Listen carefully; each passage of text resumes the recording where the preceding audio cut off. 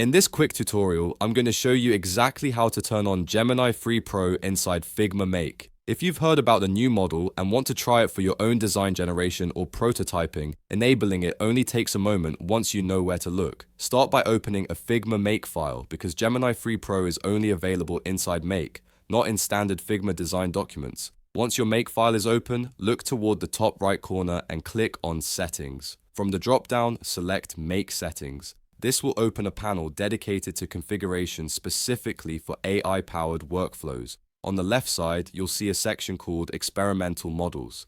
This is where Figma lists any new AI models that are being tested or rolled out early. Inside this menu, look for Gemini 3 Pro.